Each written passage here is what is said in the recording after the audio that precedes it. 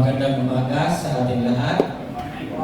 At sa lahat ng mga sumusubaybay, welcome sa Bawani. Okay? So ngayon ay pinag-aralan natin ngayon ay ang pagdating ni Kristo. Okay, so kanyang pagpunta rito ay maraming bagay na ginawa ang ating Panginoon. Amen? Okay. So sa lahat ng narito ay paalala, ay ang isipan po natin ngayon ay para lamang sa Panginoon. Kung ano man ang mga bagay na mayroon kayo ngayon, kung maaari lang, ay isang tabi na muna natin. So, natin ngayon ang pagkakataon na pakinggan ang salita ng ating Panginoon. So, abalahin muna natin yung isip natin, yung puso natin para sa ating Panginoon. Okay? So, ngayon ay ikalawang linggo ng Disyembre at sa darating na Martes ay atin na pong devotion hanggang 24 po yun. Okay? So, ngayon ay palakpakan muna natin ang ating Panginoon. Okay? So, pag-usapan natin sa oras na ito, Jesus is our hope. Ang ating Panginoon Jesus, ang ating pag-asa, o si Jesus ang ating pag-asa, to give hope to the hopeless.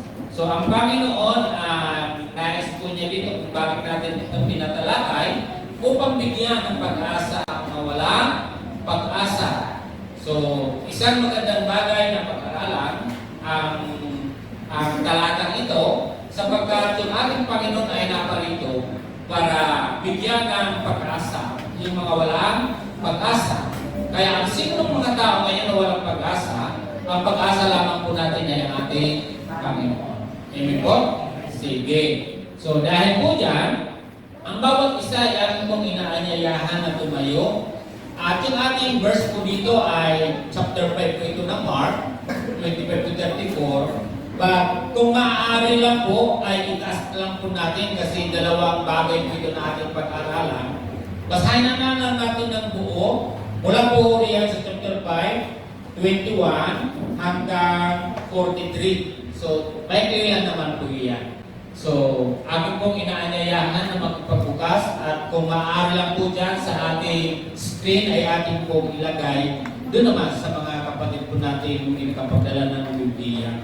At dito po sa ating simbahan ay di po natin tinutuloy dito na di kayo magdala ng Biblia. Although meron tayong Biblia dito and then mayroon tayong sa screen, but again, kung maaari lang, kung mayroon na lang naman kayo ng Biblia sa bahay ninyo, please bring your own Bible. Okay? So, let us read all together. 21. When Jesus had crossed over again by boat to the other side, a large crowd gathered around him while he was by the sea. When one of the synagogue leaders named Jairus came and released to Jesus, he fell at his feet and he begging him, "My little daughter is at death's door. Come and lay your hands on her so she can get well and live."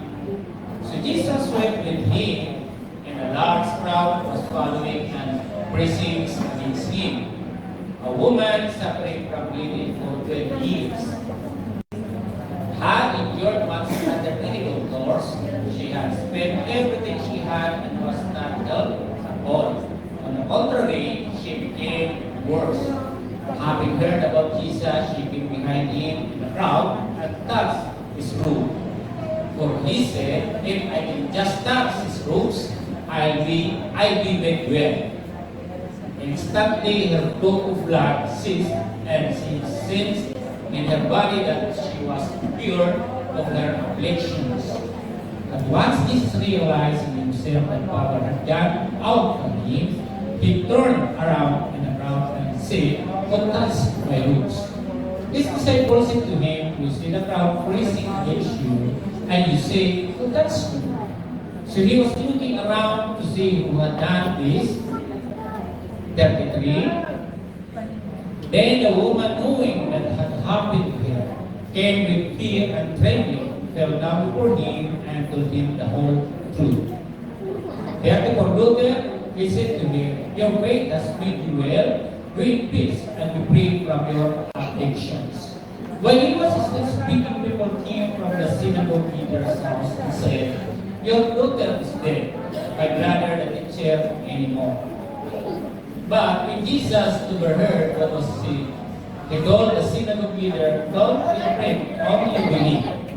He did not let anyone accompany him except Peter, James and John, James' brother. They came to the leader's house and saw a commotion, people weeping and wailing loudly. 39, he went in and said to them, "Why are you making a commotion and weeping? The child is not dead, but asleep." They started laughing at him, but he put them all outside. He took aside mother and those who were with him, and entered the place where the child was. 41, and he took the child by the hand and said to her, "Talitha kum," which is translated later there, "I say to you, get up." Immediately the girl got up and began to walk. She was 12 years old. At this day, we were utterly astounded. Then he gave them strict orders that no one should know about this and said that she should be given something to eat. Tayo ay manalangin. Lord God, kami po ay napalo sa lugar na ito to honor, to worship you, to glorify your name. We ask your presence and the Holy Spirit to teach us. Give us wisdom and knowledge upang maintindihan po namin ang mga salita ng aming pagkakalam ngayon.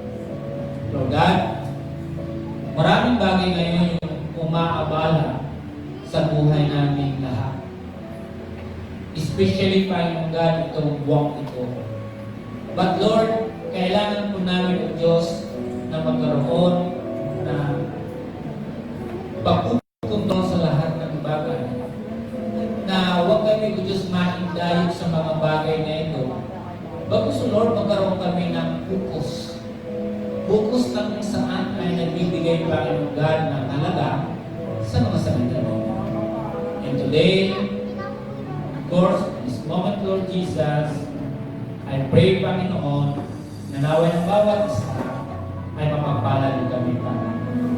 Salamat po, Panginoon God, sa buong week na binigay niyo sa amin, sapagkat binigay niyo kami ng lakas.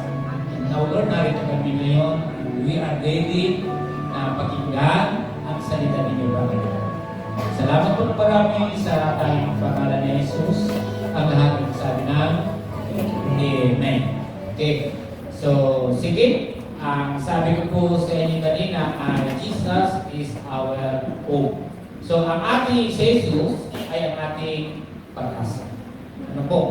So, kung makikita ninyo yung panahon ngayon, lahat ng bagay parang kawalan ng pag-asa. Maraming bagay na pipiling sabihin natin, ang hirap ng buhay. Diba? Parang, kanino ba ako aasa? Sino ba yung dapat ko, kanino ko ibibigay? Sino yung aasahan ko? Diba? So, ang hirap, lalo na sa panahon natin ngayon, kaya dumadating ngayon yung dapat ay pag-asa tayo, dumating sa punto na nawawalan ka ng pag-asa. So that Jesus, sabi dyan, the advent of Jesus, siya pumunta rito is, para bigyan ng pag-asa ang lahat ng tao. Tama po? So, dito sa ating binasa, sabi dito, to give hope to the hopeless. Okay? So, sa lahat na wala na po pag-asa. Kung isa ka dito, ang Diyos ay naririto. Sinuko ng Diyos ang kanyang anak, ang kanyang buntong na anak, upang ang lahat ng tao, itong mundo ito, ay nabigyan ng pag-asa. Sapagkat sino ba naman talaga dito yung ating aasahan? Diba? Minsan kaibigan, matagal na magkasama. Inaasahan mo, dumarating yung buto, hindi mo siya masama. Bagay na kung saan na mayroon ka na dapat mong inaasahan. Pagdating ng araw, di mo rin masama. Diba? Mga bagay na mayroon tayo. Lahat ng yan, mga kapatid, ay gusto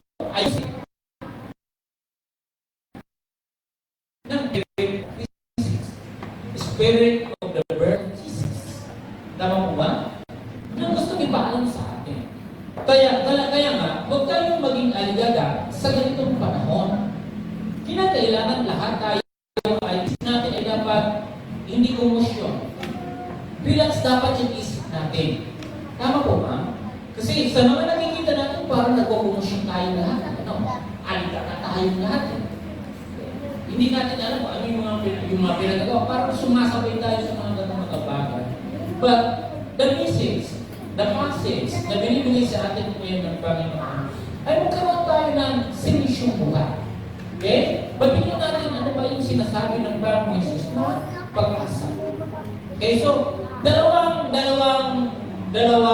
critical na kalagayan po yung ating binasa. Okay? Yung isang tagapamahala sa sinagugan, ang pangalan ay si Jairus. Di ba? Lumapit siya sa Panginoon at nagpatira pa siya. At ang sabi niya, Panginoon ni Jesus, kung maaari ka, nag-aagaw buhay ng aking anak. Di ba? Nag-aagaw buhay. Sino ba yung naunang lumapit? Yung 12 years bleeding o yung leaders ng sinagogue? Yung leaders. Sino mo pumunta, di ba? So, kung papasin niyo po yung binasa natin, di ba, pag galing ng bayo, agad na pumunta ito to the synagogue, the name, Jairus. Nung pagdating po doon, agad po, nagpatira pa siya. Tingin niyo ba, kapatid, yung kanyang posisyon? May posisyon po siya sa synagogue. Ba't ano nga, kapatid, yung ginawa niya sa Panginoon? Siya ay nagpatira pa. Ito yung isang karakter ng isang may posisyon na tao. Pero hindi niyo makalimutan na yung kanyang kaharap, walang iba kundi si Jesus. Humihingi siya ngayon ng biyaya na yung isang bagay na maibsan, mawala yun sa kanila yung mga, ano yung sa kanta natin kanina, nakalimutan ko yung words na yung natanggal ka doon sa isang bagay na talagang napakasobrang problema ka o may suliranin ka o suliranin ka ng ganun tayo. So, subalit, nagkaroon ng delay. Di ba? So, nagkaroon po siya ng delay. Sino yung nakapagpa-delay sa kanya? Yung kanilang paglalakbay niya, dapat papunta na sila sa bahay ni Jairus, nagkaroon po ng isang mayroon ng isang pagkakataon na mayroong isang babae na mayroong sakit. Ito na yung 12 years bleeding. Di ba? So, habang sila naglalakad at naglalakad sila, kasi papunta na po sila, kasi humingi nga si Jairus. Di ba? Sino ba yung mga taong gustong ma-delay? Sino yung mga tao na gusto na gusto natin kagad na yung hiningi natin ay agahang makarating? Kasi alam natin nag-aagaw buhay. Di ba? So, mamadali po yung isang tao na hindi dali na kasi mamamatay na yung aking anak, mamamatay na, maaari, bilisan ko na yung lakad. But the problem is, mayroon silang dinaanan, babae, 12 taong, dinugo. So, nakaaga po yun ng attention ngayon kay Jesus. Kaya nagkaroon po na dapat tuloy-tuloy sana, pero which is sa panahon natin ngayon, medyo matraffic. Ano? So, minsan ba sa sobrang traffic, nagkakaroon ng problema, maraming na-delay dahil traffic. Di ba? So, but today, hindi na issue yun kasi lahat talagang matraffic. Okay? Pero sa panahon natin, bakit sakto naman na mayroon talaga naghahanap. And then ito na yung 12 years bleeding. Ang sabi niya, bakit aking lang mahahawakan na balitaan niya ito sa mga tao na si Jesus? Kahit yung laylayan lang sabi niya, basta pagod lang ito, kakalit ko. Ganun katindi yung kanyang pananampalataya. So yung dalawang ito ay naghahanap sila ng pag-asa. Yung anak ni Hero, pag itong isang babae, naghahanap sila ng hope. Diba? Hanggang sa dumaan si Jesus sa maikling kwento po nitong ating pinipwento sa inyo, nahawakan niya. Then yung pagkahawak po nun, automatic, nag-stop yung bleeding. Ganun po kalakas yung kapangyarihan ng Panginoon. Di ba? So, stop agad yung bleeding ng babae at ganun katindi din yung kanya pananampalataya at sa Jesus, check the balik. Walang kamay, wala pong piskal na gagawin si Jesus. Basta ang sabi na po, ito yung matindi sa kanya eh. Kasi wala pong piskal kung takbo na gagawin si Jesus. Even if o lay hands, wala pong gagawin si Jesus. Ang sabi niya lang po, basta matouch ko lang yung root na yun, sa doon ang pinag-ano lang nung gagaling ako. Wala pong involved na katawan o piskal na pili po siya nito yung para siya bumalik. Wala. At ganun katindi yung kanyang pananampalataya. Diba? Ganun katindi yung pananampalataya. Kung ikaw ngayon ay ganun katindi yung pananampalataya, hindi mo nakikita ang Panginoon, may magagawa sa inyo yun ang Diyos. Tama po? Ngayon, gumaling at sinabi ng Panginoon, pinagaling ka ng iyong pananampalataya. Tama? Ang problema ay pumunta na po doon kay Jairo.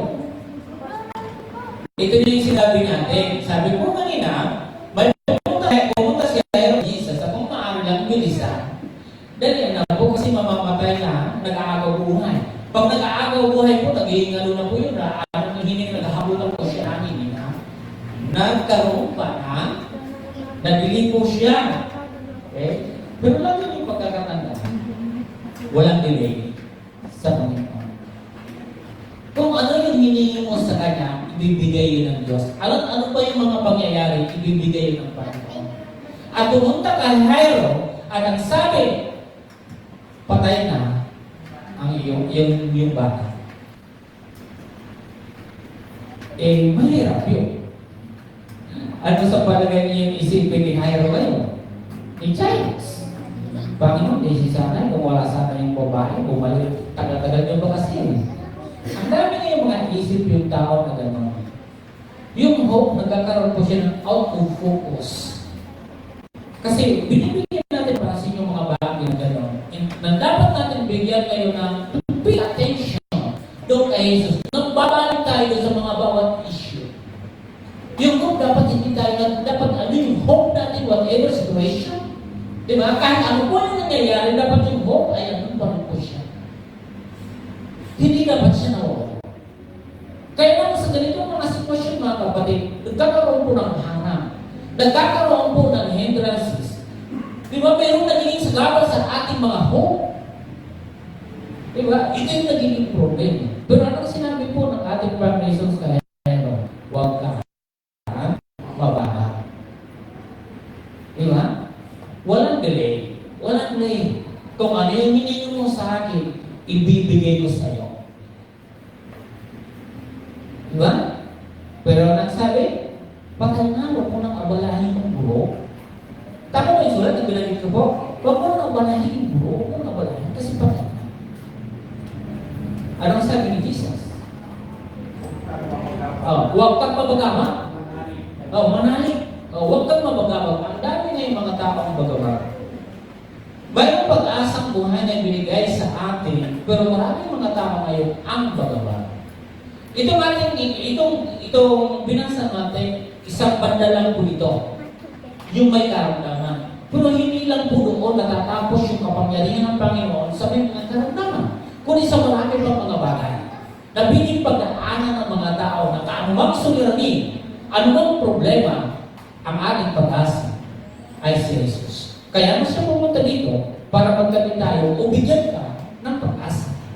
Tama? Din pagkatapos po nung sinabi na po yun, ano na po yung mga sumunod na nangyari? Huwag kang mabagama. Huwag kang mag-alala. Okay? So, gano'n na po ang nangyari. Ano sabi ni Jesus? Hindi patay ang bata. Natutulog lamang. Di ba? So, ano ang nangyari doon sa mga tao? Ay, nagtatawanan sila, O nagtatawanan sila, ano ba ito? Ganun isa, di ba? Dapat yung hope natin, hindi po siya dapat nakatayo siya. Yung hope natin, na pinanghawakan natin, yung hope na yan, ay si Jesus yan. Tama po? Kaya, sa pagkakataon na yun, ang sinabi nila yung kanyang mga alagad, yung kapatid, di ba? Yung ina ay doon. So, ganun yung ginawa. At anong sinabi po ni Jesus?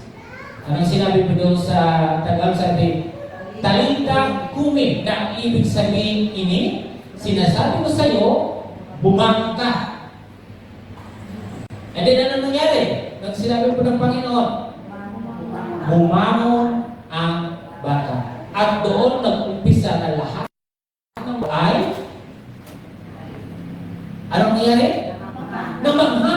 Lahat ng tao ay namangha dahil sinabi ni Jesus kanina, hindi patay ang bata. At yung sinabi na yun ng ating Panginoon, nagtawa na sila.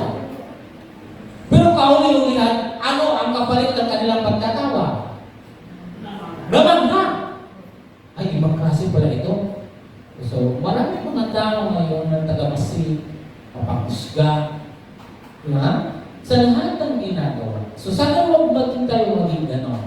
And then, ang sabi po niya, sa talata ng ating nabasa, pag dahil bumangon ang bata at lumaga, siya ay 12 taon na. So, itong bata is 12 years old. Yung bleeding, 12 years. So, nagkataon na gamit po. Diba? So, kung 12 taon yung dinudugo yung babae, itong nag-aagaw buhay ang edad niya ay 12 taon. So, parehas po sila. Ang issue dito ay parehas po yung kanilang buhay. Ang kanilang issue, parehas po silang mayroong karamdaman. Pwede mamatay ito. At kailangan ng dala ngayon ay si Jesus. Ngayon, kaibigan at kapatid, kailangan ba natin si Jesus sa panahon ito? Kailangan yung manali.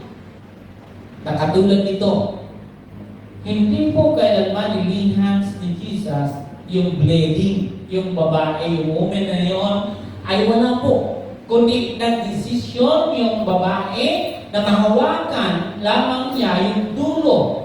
Yung dulo po noon. Gagaling siya. Pero alam po, kahit yun po ay damit, ay mayroon pong naramdaman si Jesus. Ano yung kanyang naramdaman? Mayroong lumabas na kapangyarihan. May lumabas sa kanyang kapangyarihan. At siya yung magmula nung nagsabi siya, sino yung lumabas sa isip? Anong sinabi ng alagad? Lord, Panginoon, sa dami ng mga tao dito, ang dami naman nagkaya po sa iyo, paano po namin sila malalaman na sila na yung nakahipo sa iyo at doon ang galing? Pero ito yung pagkakatandaan natin. Si Jesus, alam niya. Garawaan? Alam ni Jesus. Alam ni Jesus ang sino mang taong nangangailangan. Alam ni Jesus ang sino mang nangangailangan ng kagalingan. Alam ni Jesus ang sino mang mayroong problema. May tago man natin yan sa isa't isa.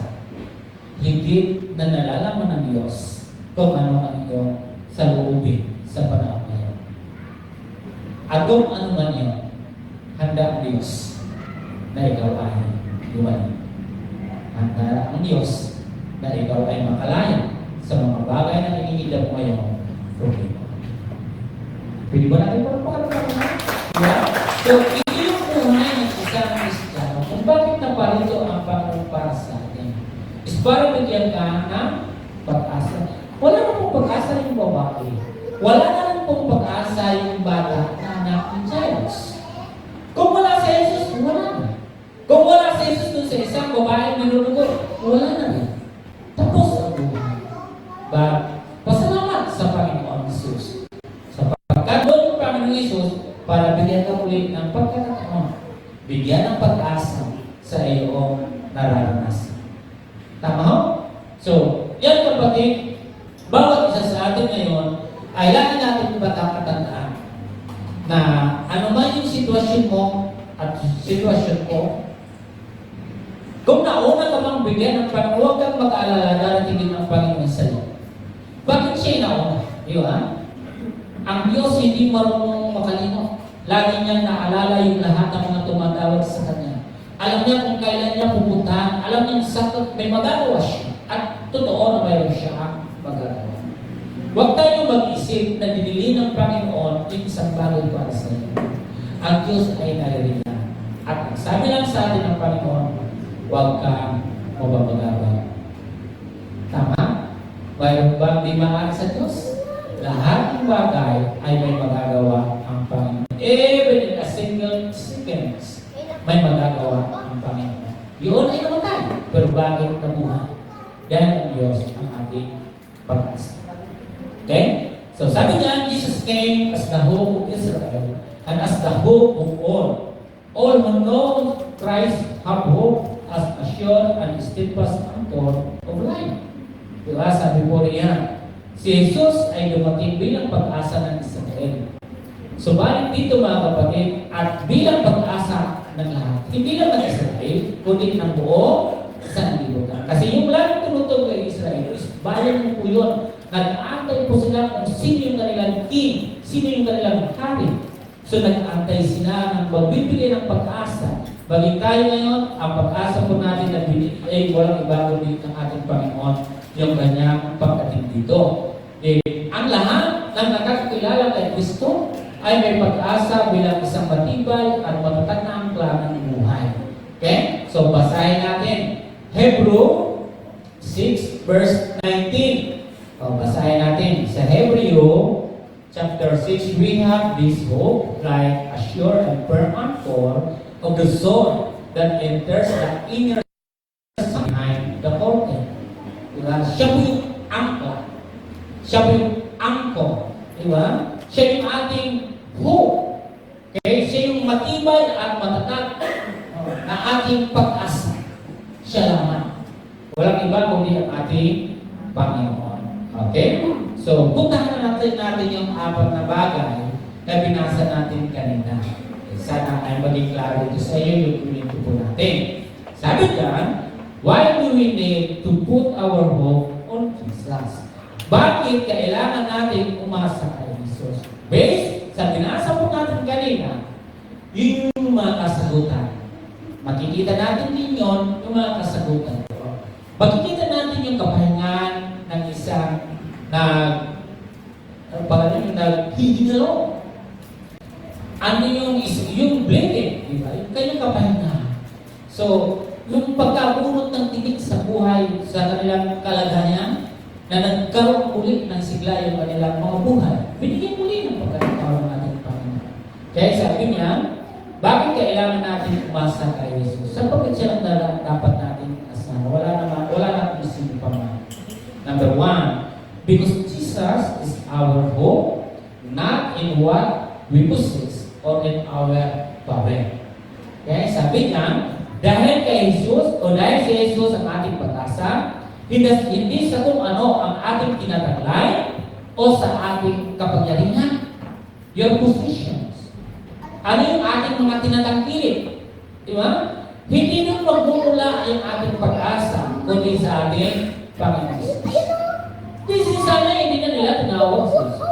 Sapagkat may tinatangkilik. Di ba? May kapangyarihan. So hindi na dapat doon kayo sapagkat kung ano yung pag-asa nila doon sa kapangyarihan, pag-asa nila doon sa kanilang tinatangkilik, hindi dapat hindi na tinawag yung Panginoon. Pero dito po makikita natin na ang Panginoon ng Jesus kung paano niya po binura sa isipan nito na itong tinatangkilik o yung posisyon na ito ay walang magagawa sa kanila.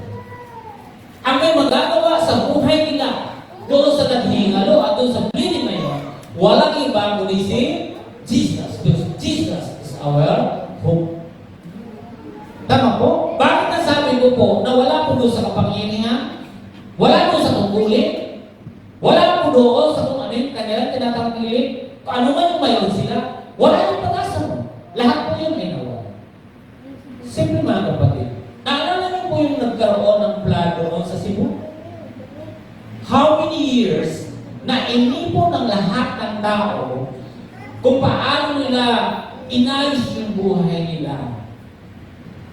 Pinagawa yung lahat ng kanilang ari-arian, yung kanilang bahay, lahat mayroon. Yun, lahat ng yun ay kanilang pinagpursigihan. nagsumikap para lahat po yun ay mabuo. Di ba? Pero kapatid at kaibigan sa isang igla, nawala lahat kung ano ang mayroon sila. Yung inaasahan nilang kanilang mga tinayo, lahat na mayroon sila, lahat po yun ay nawala. And dinapunta po sila sa hopeless situation. Di ba? Kaya dito mapapansin po natin na kahit anong ang mayroong posisyon ka, o kung ano man ang mayroon kang tinatagilid sa buhay mo, wala yung pag-asa niya. Ang pag-asa mo ay nasa Panginoon. Di ba? Asa Diyos yung pag-asa natin? Bakit ko sinabi po mayroong kapangyarihan? Of course, si Jairus is leaders of the synagogue. May kapangyarihan po siya. May nagawa yung kanyang kapangyarihan para pagalingin ang kanyang anak. Wala, di ba? Pangalawa, yung bleeding. May nangyari ba sa kanyang tinatagilid na lahat ng kanyang kayamanan ay may mauubos na and then become worse pa rin po yung nangyari sa kanyang katawan. Kapangyarihan ay doon sa tinatagilid. May nangyari? Wala. Wala yung hope doon sa dalawang bagay na yun. Ang hope lamang ay naroon kay Jesus. Tama o? Basahin ko mga kapatid Verse 22, ito yung sinabi. Sabi sa 22, dumating ang isang lalaking nagngangalang Jairo, isang tagapamahala ng sinagoga. May kapangyarihan po siya Pero wala po siya kapangyarihan sa naghihingalo. Ayun, maging ano po tayo dito, maging maingat tayo, di ba? Oo, may kapangyarihan, may posisyon ako. Pero wala pa akong kapangyarihan. Maging siya, wala po siyang kapangyarihan sa nangyayari sa kanyang anak ngayon. Kahit gamitin niya lahat ng kanyang kapangyarihan, kahit sabihin natin siya pa yung sikat at may kapit, wala rin yun. Diba, lagi ko binabanggit sa inyo dito, hindi kailangan yung kapit Kailangan natin dito yung kapitan natin talaga ay ang ating Panginoon. Hindi kailangan yung magpalakas-lakas na kung kanina. Hindi pwede yung gano'n Gawin mo palakasin lalo ang iyong pananampalataya kay Kristo. Huwag sa akin. Huwag kung kaninong mga lider. Ikaw ay magpalakas doon sa Panginoon sapagkat siya ang ating pag-asa. Tama po? Binibigyan ko po lang kayo ng patas na pagtatrato.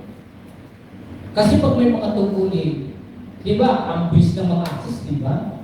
Ay siya, dapat walang pupunta kagad sa hindi. Dito sa Panginoon, makikita niyo mga kapatid. Di ba? Kailangan mong lumapit. Di ba? Lumapit ka sa Panginoon. Anong ginawa niya? Jairo, kahit may kapangyarihan po siya, nagamit niya para gumaling yung kanyang anak. Wala. And then, yung bleeding, sabi po dyan sa 26. Sabi sa 26 na pinagkit dito, sa talata, anong sabi po? Sabi dyan, at lubhang nahihirapan, marami nang manggagamot ang tumingin sa kanya at naubos na sa kapapagamot ang kanyang ari-arian, ngunit hindi siya napabuti kahit kaunti, bagos ay lalo lumubha. O anong sinabi po niyo? Ako, magpapagamot ka kung wala kang ari-arian? Di ba? Baka magpapagamot ka ng lahat-lahat ng iyong sakit kung may ari-arian ka. Pero sa oras na wala kang ari-arian, wala naman, di ba? So, makikita nyo dito yung dalawa, yung kapangyarihan at ari-arian, yung tinatakilip natin, hindi yung ating pag-asa. Sila yung nagpapatunay. Ito yung mensahe po ng Biblia, ito yung mensahe ng yung Spirit of Christmas. Ito po yun. Huwag natin asahan yung mga bagay na mayroon ngayon na umiikot sa ating mundo. Sapagkat ang pag-asa talaga natin walang iba kundi si Kristo. Huwag kayong mag-asa kung kanino pa man. Diba? So, gamitin natin itong pagkakataon ito na mapalalim ang ating relasyon sa Panginoon. Lalong tumatak yung pag-asa natin sa ating Panginoon. Huwag mong abalahin sa mga bagay. Oo, andyan na ang lahat. dapat mayroon ka. Pero ating kapatid, huwag mong ilagay yung pag-asa dyan sa mga nangyayari ngayon sapagkat si Jesus, ang pag-asa, huwag niyo po siyang iwawala. Kasi sa bawat pag-aligaga ng tao ngayon, nakakalimutan na ang pag-asa ay naroon kay Jesus. Nakakalungkot, di ba? Letter A, sabi dyan mga kapatid, our hope is not in our own strength. Yes. May nagawa ba rin na sila? Wala. Our hope is not in any high positions. Kahit kinalagtanyan ka, pag sumiksikan mo yung posisyon mo, wala po yung hope dyan. Your hope na kay Jesus. Our hope is not in any great sum of money. Wala doon. Dumadating sa punto yung money na nawawala siya ng halaga sa panahon na ikaw ay nangangailangan ng kagalingan. May money. Pero sa punto ng panahon na yan, wala na eh. Nawala na siya ng halaga. Ang mahalaga na lang doon ay si Jesus. Ano ginawa niya? Narinig niya ang pangalan ni Jesus. Nawala po ng halaga yung pera, nawala po ng halaga yung posisyon. Ang nagkaroon ng halaga sa kanila ngayon ay ang pangalan ni Jesus. Ang ginawa po noong isang may kapangyarihan, siya po ay pumunta at nagpa-tirapan. Ano naman ang ginawa ng babae? Nung napakita si Jesus, sabi niya, bahawakan mo lang ang nailayan. Gagay na. May mga dumating sa panahon na yung realidad sa buhay ng tao na lumadating sa pagkakataon na lahat ng kuyan ay hindi po pakinabang sa iyo. Ang nagiging pakinabang sa iyo, walang iba, kundi si Jesus. Yun yung totoo. At maging ngayon. Nawawalan po ng kapangyarihan yung tungkulin mo. Nawawalan po ng kapangyarihan yung kung ano ang mayroon kang tinatangkilik. Ang nagkakaroon ngayon ng makapangyarihan sa buhay mo, walang iba, kundi si Jesus. Tama? Kaya ano nga yung suliranin? Ito ay sa sakit. Hindi lang ito tumutukoy doon sa may mga karamdaman. Kundi tumutukoy po ito sa lahat ng suliranin o problema ng bawat tao na huwag natin panghawakan niyo. Okay? Hindi ito doon. Ang pag-asa po natin ay sa ating Panginoong Jesus. Okay? So, pangalawa,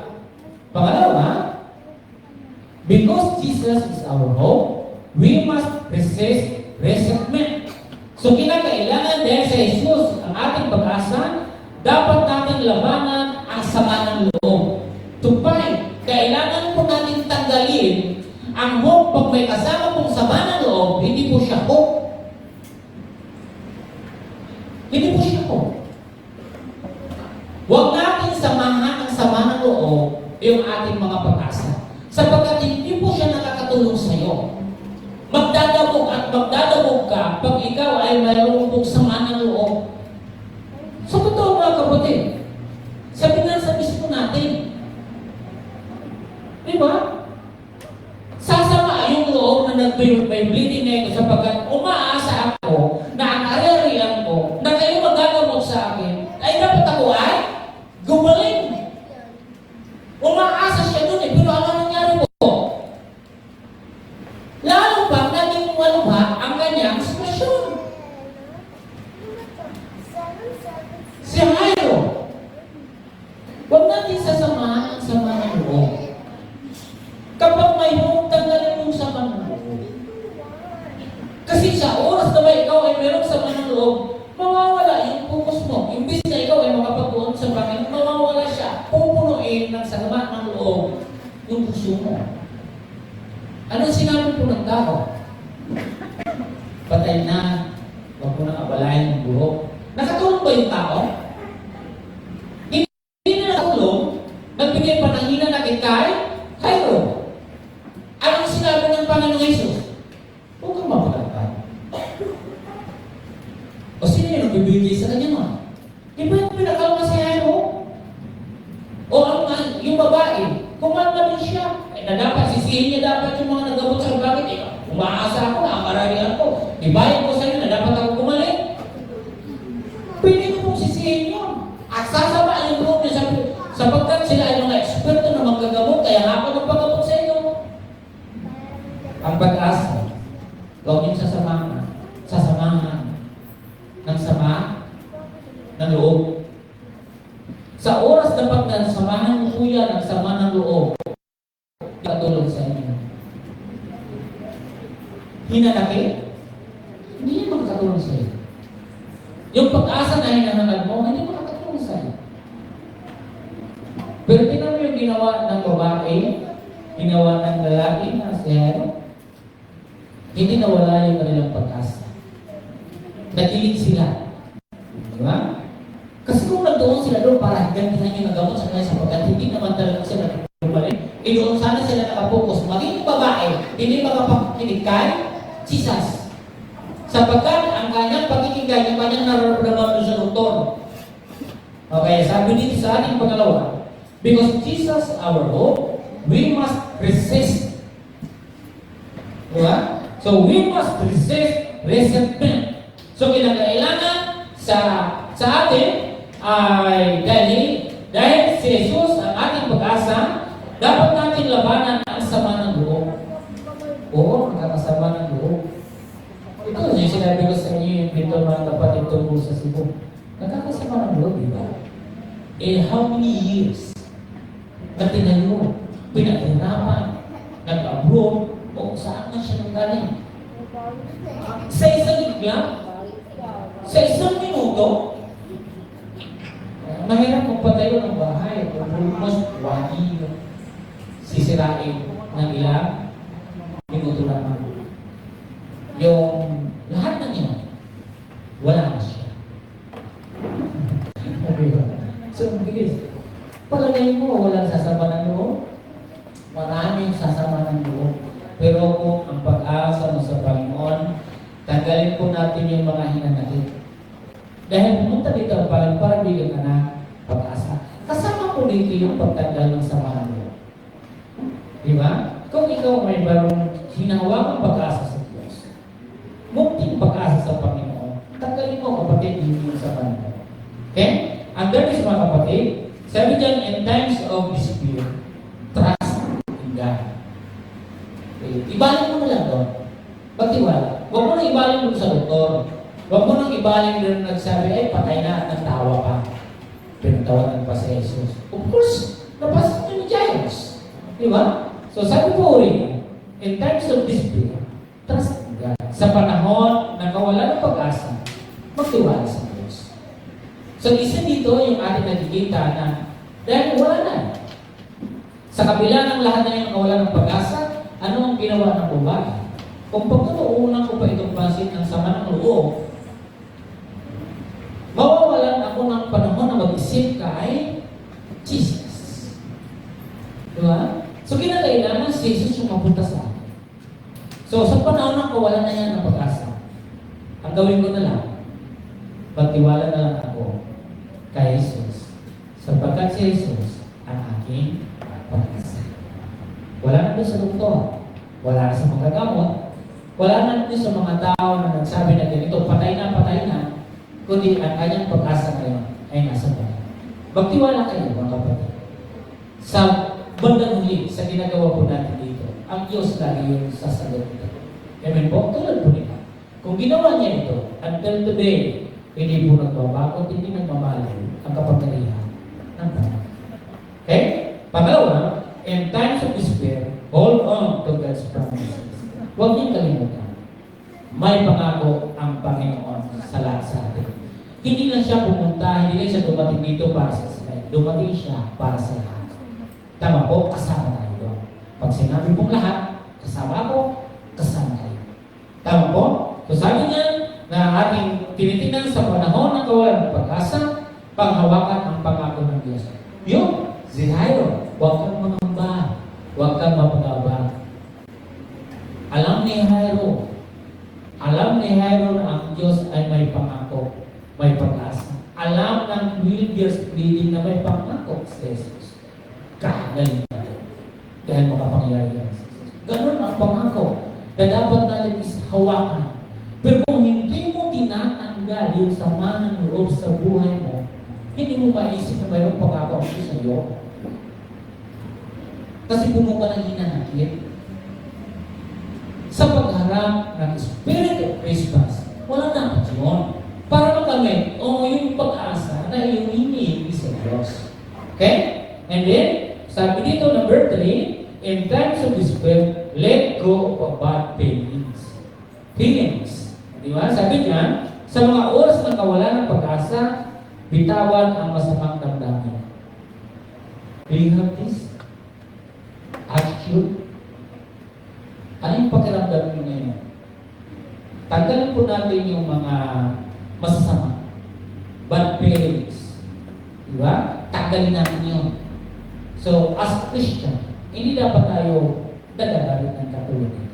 Kasi itong bagay na ito, siya yung nagiging bulag tayo para din po natin makita yung hope, yung pag-asa kay Kristo. Tama po? So, yun yung pangalawa. And pangatlo, sabi diyan, because Jesus is the answer to our hope.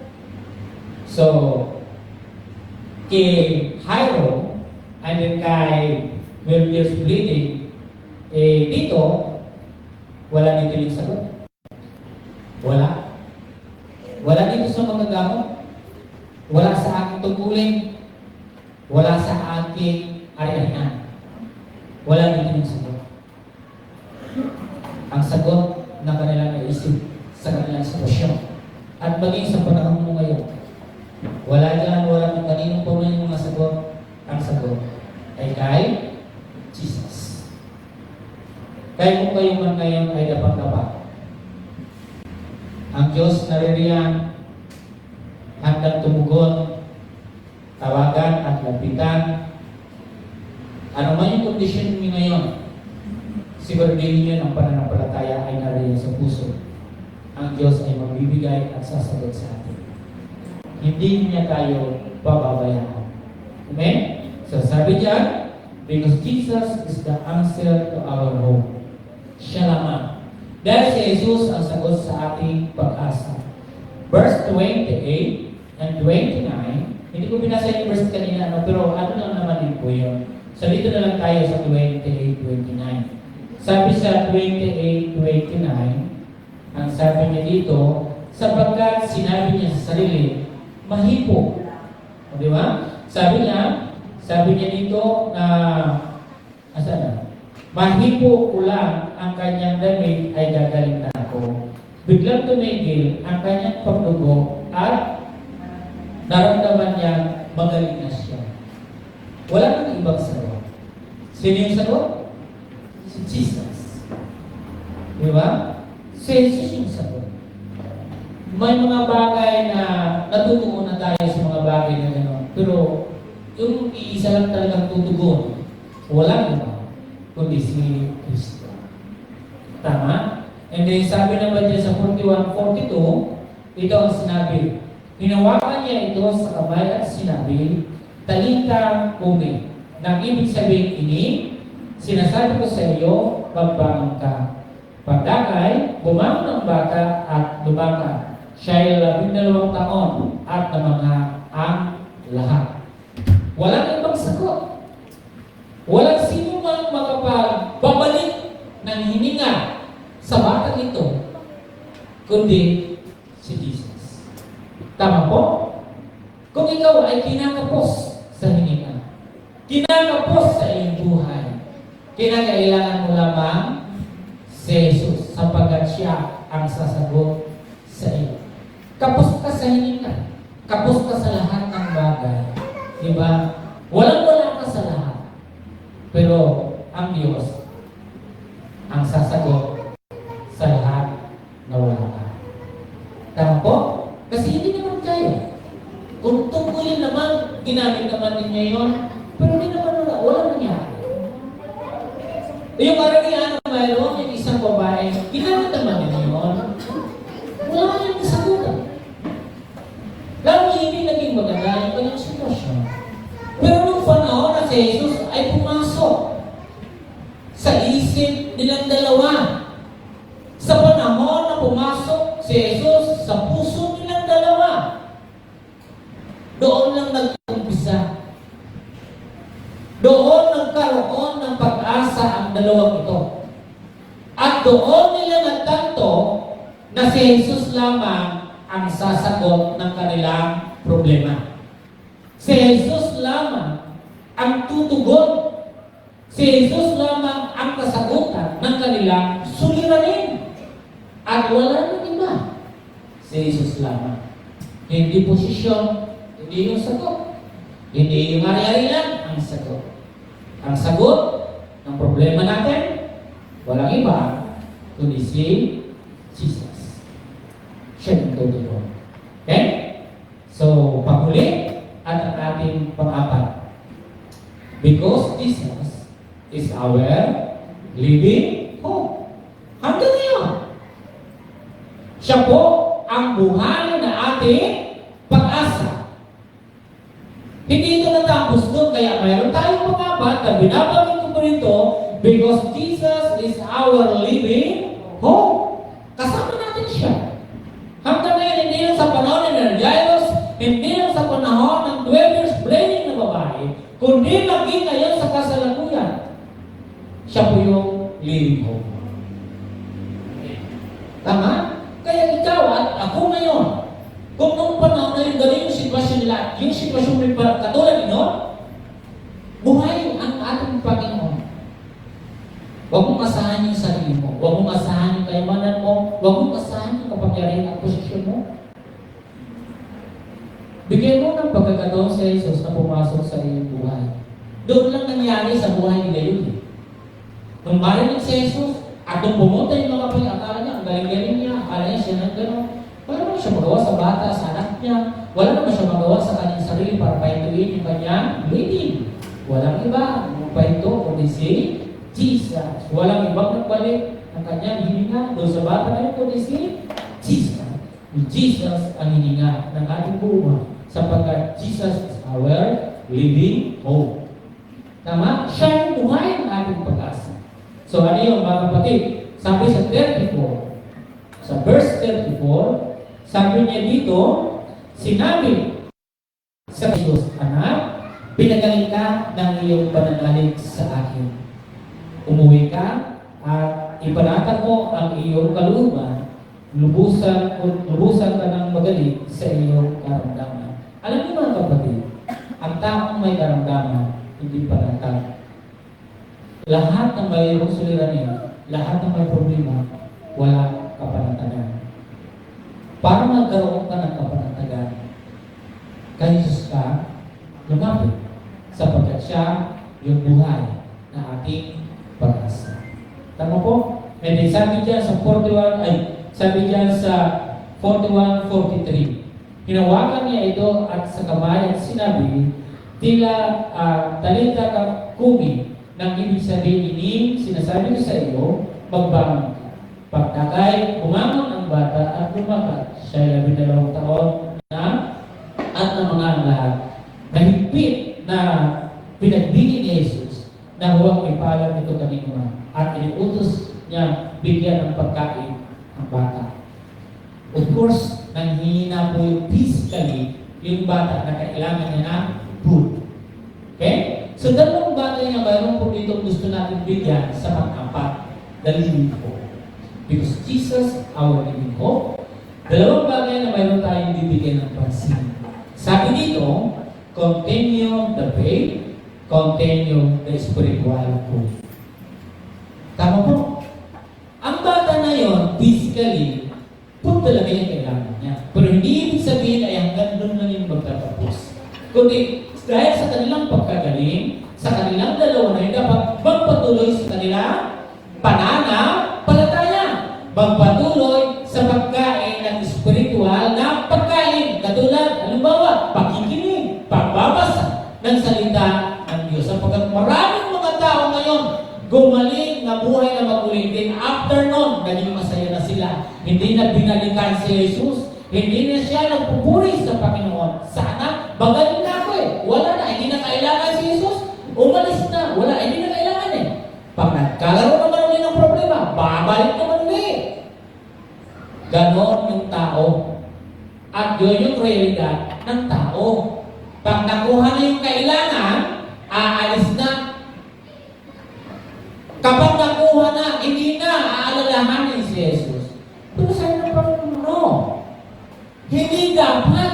Dapat patuloy kayong nananampalataya. Dapat patuloy kayong nakikinig ng aking salita. Binigyan kayo ng buhay, tapos ngayon, may buhay ka na, ayaw mo nang makinig. Pinagaling ka na, no? Ikaw ay naglalapit-lapit mo, nagsasabi ka ng ganito, mahawakan ko lang ng ganito, ngayon ayaw mo na. Dahil nakuha mo na ang kagalingan, dahil nakuha mo na yung buhay muli, na dinugtungan ng Panginoon. Diba? Jesus, our living God. Gusto ng Panginoon. Kapag ikaw ay gumaling, kapag nabigyan ka ulit ng buhay tulad ng isang batang naghihingalo, magpatuloy ka sa pananampalataya.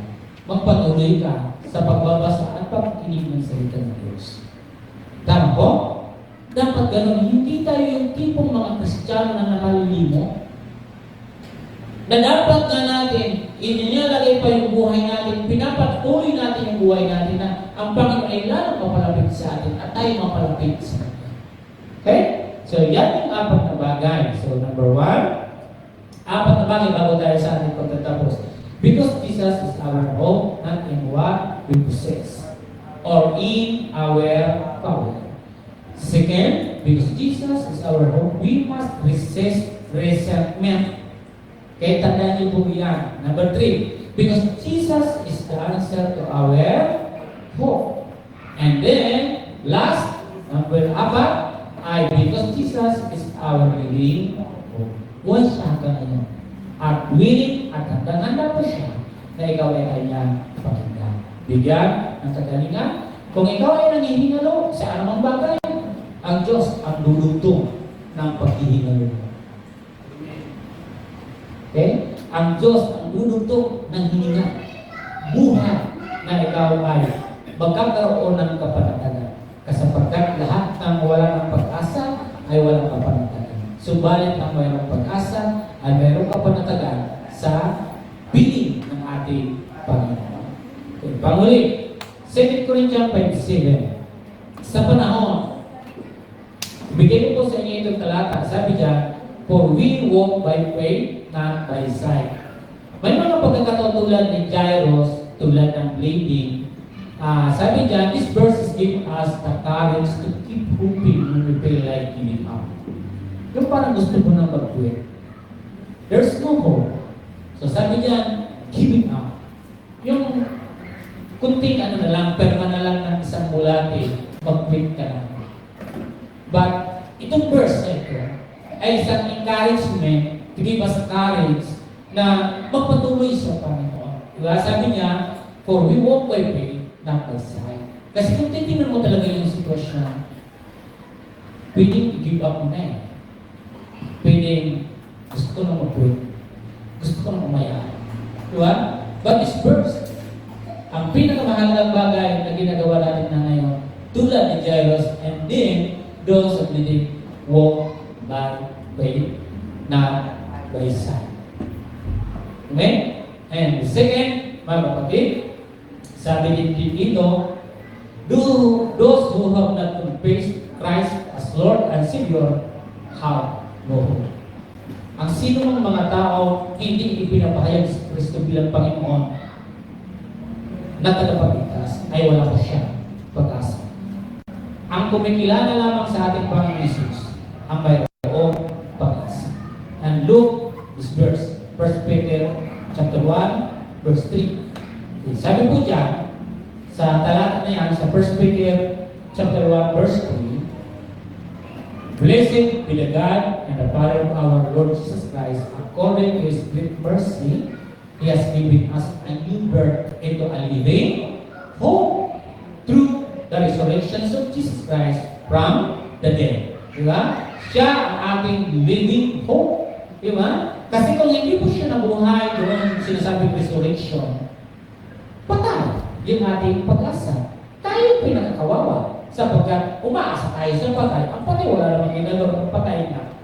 But because of these resurrections, sabi nga, a living hope. So, ibig sabihin, mayroon po tayong inaasahan, totoo, buhay na ating Panginoon. Kaya sabi kanina, ang sino man hindi nagbabayad sa pangalan ng Jesucristo na tagapagligtas, siya ay walang pag-asa. Sapagkat ang naniniwala lamang, ang nagbabayad na si Kristo ay tagapagligtas, sila lamang ang mayroong pag-asa. At kaya ang tanong ko sa inyo ngayon, pinapahayag ba natin sa buhay natin si Jesus na tagapagligtas?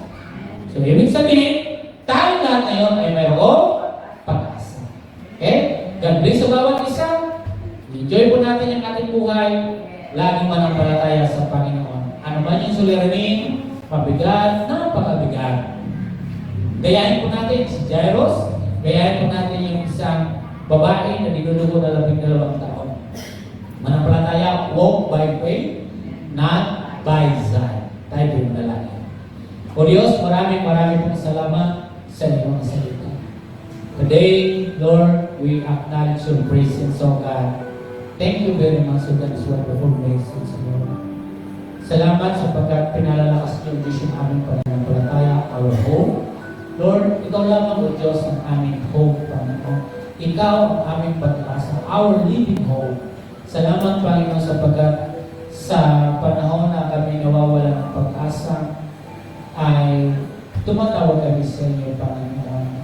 Lord, isang akbang sa amin ang magpatalipa, lumapit, magpapumaba, huwag kami mataas, Panginoon. Whatever, ano man yung posisyon namin, Panginoon, or ano man, Panginoon, ang mayroon kami tinatanggilit, tanggalin namin ito. Kami ay dumako before you with humble heart.